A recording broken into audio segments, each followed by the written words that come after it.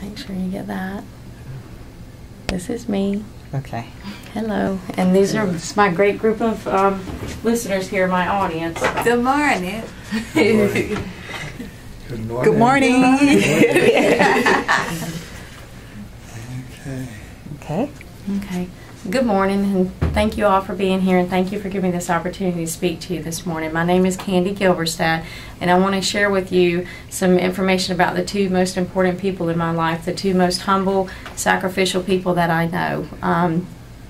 Being the product of a divorce, I grew up with both of my grandparents, and we had a lot of hardships in our family, and if it hadn't been for my grandmother and my grandfather, I would not be here today.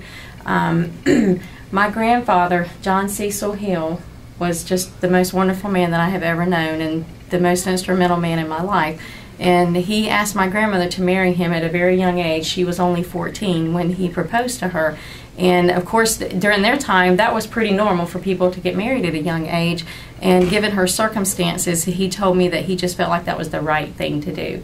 She had lost her mother in a house fire, and her father was not really able to take care of her in a proper manner. And so my grandfather stepped in and said, you know what? He told my great-grandfather, I will take care of her for the rest of her life, for good or bad, rich or poor, in sickness and in health. I will be there for her. I promise you this. And I want you all to know that my grandfather did just that. Until the day that the Lord took him from the earth, he was there for my grandmother.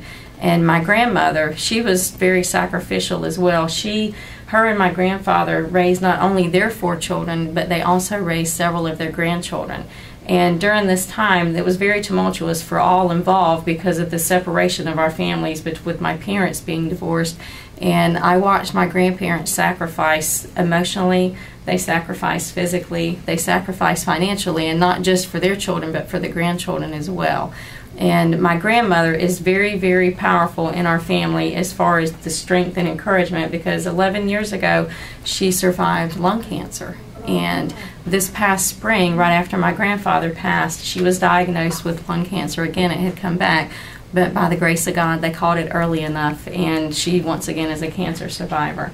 And she is 81 years old, and to this day, I can still call on her and go see her for strength and encouragement, and she is there for our family as a whole as well, not just for me. And I just want to say that I hope and pray that you all are as blessed with your family and with your grandchildren and with your grandparents as I have been, because if it hadn't been for them, I would not be here today. Thank you very much. Y'all have a good day.